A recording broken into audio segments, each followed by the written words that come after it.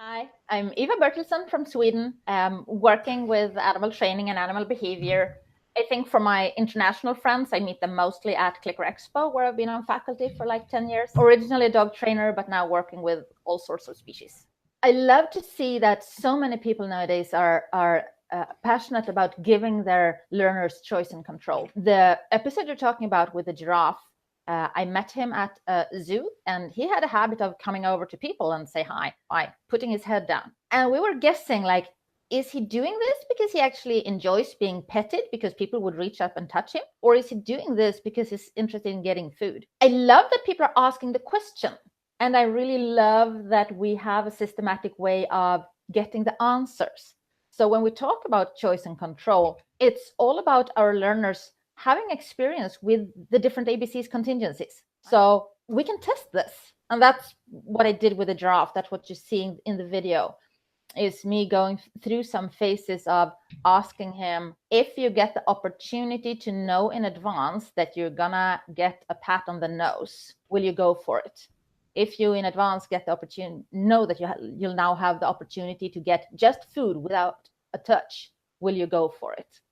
So the experiment we set up was basically just beginning with making sure he knew the indication behavior of touching something. And he had that in advance just for food. Then we did sets of, you see paper, you touch paper, you get food. Just separately, just doing that for like 10 times in a row, making sure that he had experience with the contingency of, you see paper, you touch it, you get food.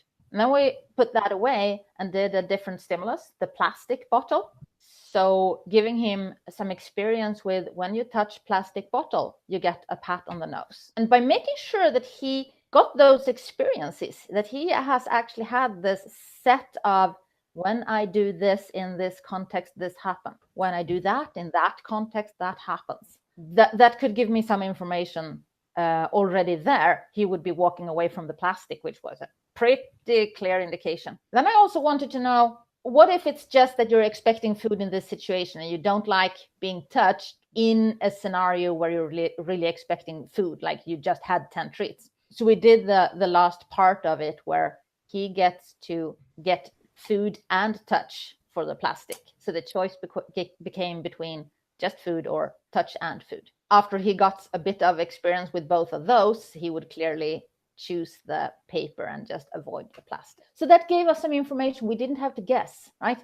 We could actually say that, well, we tried that. We did the experiment. When we experimented with this, he clearly told us that now, in those scenarios at least, just keep your hands off me. It's all about just putting together our desire to do what's best for our animals with some scientific thought and some sort of doing experiments in our everyday work. I like that approach. Hey, but just before we wrap up, thank you very much for that. Can you just share with everyone, because us here at ATA have had the pleasure of your company for the last couple of months now. Can you share your experience with the ATA community? Well, thank you, Ryan. I have had the pleasure of the company of ATA, so it's been a wonderful community. I'm really happy to be part of it.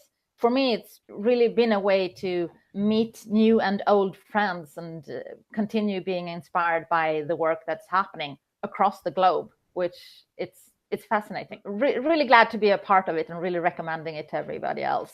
And also, it's made even me listen to podcasts regularly, which I actually otherwise don't do. So now I do. Woohoo! Hey, we'll wrap it up there. Eva, thank you so much for taking time to come and hang out with us today. As always, we really appreciate everything you do. Thank you, and goodbye for now. Thank you, Ryan.